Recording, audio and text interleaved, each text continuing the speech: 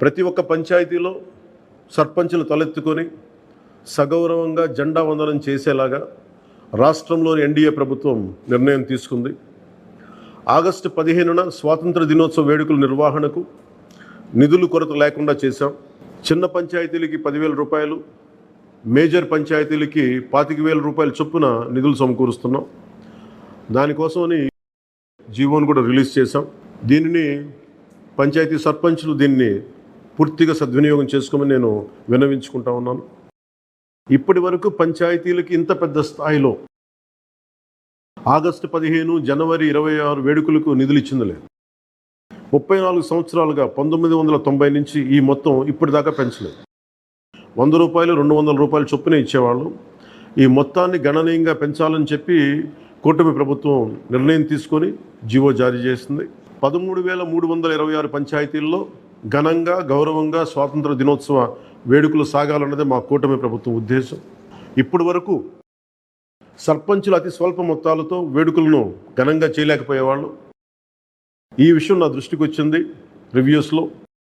దీనిపైన ఉన్నతాధికారులతో మాట్లాడి ఏ దశలోనూ ప్రజలు ఎన్నుకున్న సర్పంచుల ఆత్మగౌరవం తగ్గకుండా దేశంలో పవిత్రమైన 15 ఆగస్టు గణతంత్ర వేడుకలు గర్వంగా చేసుకునేలాగా, సగర్వంగా చేసుకునేలా చర్యలు తీసుకొని చాలా స్పష్టంగా ఆదేశాలు ఇచ్చారు. ఆ దిశగానే నిర్ణయం చేశాం.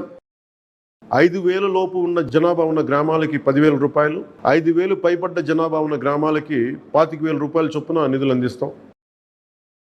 గాంధీ మహాత్ములు కలలుగన్న గ్రామ స్వరాజ్యం సిద్ధించాలన్నదే మా కూటమి ప్రభుత్వం తాలూకు తపన, ఆకాంక్ష. అందులో భాగంగానే పంచాయతీలకి తీర్చిదిద్దే ప్రక్రియకు శ్రీకారం చుట్టాం. ఈ ఆగస్టు 15 నుంచి పారిశుద్ధ నిర్వహణ, రక్షిత తాగునీటి సరఫరా, మౌలిక వసతులతో కల్పనతో గ్రామాల సర్వతోముఖాభివృద్ధి దిశగా అడుగులు వేస్తున్నాం. గౌరవ సర్పంచులందరికీ నా విజ్ఞాపన, ప్రభుత్వం నుంచి విన్నపం, ఆగస్టు 15 నాటి వేడుకల్లో అందరి భాగస్వామ్యం ఉండాలి. పంచాయతీ పరిధిలోని పాఠశాలల్లో వ్యాసరచన, క్విజ్, డిబేట్ పోటీలు, క్రీడా పోటీలు నిర్వహించాలని కోరుకుంటా ఉన్నాం. ఉపాధ్యాయులు భాగస్వామ్యంతో వీటిని నిర్వహించాలని కూడా ఆదేశాలు ఇచ్చాం. గ్రామంలో స్వాతంత్ర సమరయోధులు, రక్షణ రంగంలో పనిచేసిన వారు, ముఖ్యంగా పారిశుద్ధ్య కార్మికులకు సత్కారాలు చేయాలి. ఇది పర్యావరణానికి పరిమితులకు లోబడి పర్యావరణ పరిరక్షించేలా ఈ పండుగ ఉండాలి.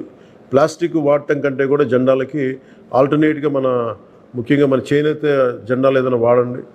అలాగే ఇప్పుడు నేను పెట్టుకుంది కూడా పర్యావరణానికి హాని కలిగించింది. ఇది దీంట్లో సీడ్ ఉంటుంది, దీంట్లో ప్లాంట్ అని చెప్పి ఒక సంస్థ ఏదో ఉంది, వాళ్ళు ఇచ్చింది. మేము ఈ స్థాయిలో మీకు దొరికినంత దాంట్లో పర్యావరణాన్ని పరిరక్షించేలాగా ప్లాస్టిక్ మన జెండా పండుగ అని చెప్పి ప్లాస్టిక్ అంతా రోడ్ల మీద పడేస్తాం. అలా కాకుండా చాలా బాధ్యత తొందరగా జరుపుకోవాలి అని తెలియజేసుకుంటూ సెలవు తీసుకున్నాను. జై హింద్.